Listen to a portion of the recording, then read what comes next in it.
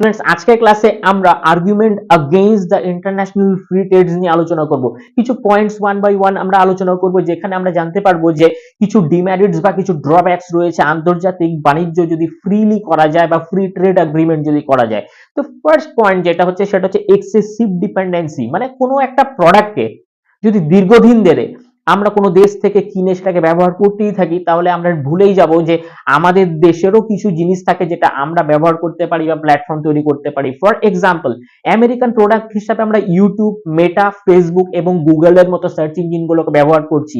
এখন আমরা এটা ছাড়া ভাবতেই পারি না। তো আমরা তো পারি নিজেদের দেশের মধ্যে এগুলো এটার একটা সাবস্টিটিউট কিছু তৈরি করতে, বাট এক্সেস ডিপেন্ডেন্সির কারণে আমাদের পক্ষে এটা একটা কিন্তু একটা ড্রব্যাক বা ডিমেরিটস বলা যায়।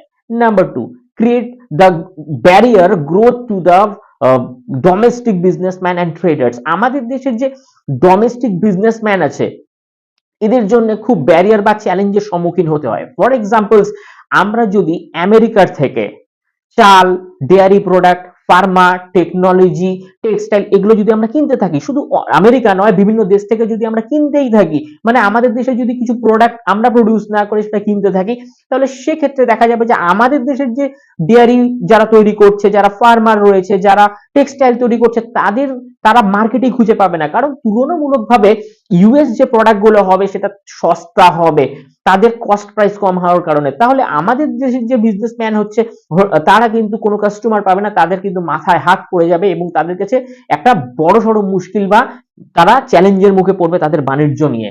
আচ্ছা, finally number three, express of the economic crisis.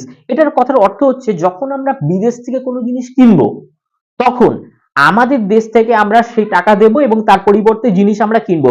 এতে কি হবে, আমাদের যে ডোমেস্টিক মার্কেটের ট্রেডাররা আছে তারা কোনোভাবেই বিজনেস করতে পারবে না, তারা কোনো কিছু প্রডিউস করার জন্য উৎসাহ গ্রোথ করবে না, ফার্মাররা ফার্মিং করবে না, যারা ডেয়ারি প্রোডাক্টের সাথে যুক্ত তারা ওই কাজের সাথে যুক্ত থাকবে না। এতে কি হবে, আমরা পরনির্ভরশীল হয়ে যাব, শুধুমাত্র বাইরে থেকে কিনে নিয়েই আমরা সন্তুষ্ট থাকবো, নিজেদের দেশে কিছু আমরা উৎপাদন করার চেষ্টাই করব না।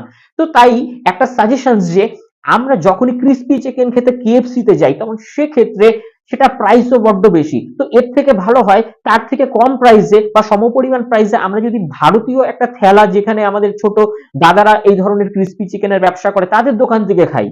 এতে কি হবে, আমরা যদি ভারতীয় কোনো ভাইয়ের হাত শক্ত করি, তাহলে সেটা ভারতবর্ষের যে জিডিপি সেখানে ইনক্লুড হবে। আর তা না করে যদি আমরা কেএফসি চিকেন খাই, তাহলে সেক্ষেত্রে কিন্তু পরোক্ষভাবে এটা ইউএস জিডিপি কে স্ট্রং করা হবে। তো এইভাবেই কিন্তু আমরা ফ্রি ইন্টারন্যাশনাল ট্রেডের ক্ষেত্রে এই ধরনের লিমিটেশনস এবং ব্যারিয়ার গুলোকে দেখতে পারি।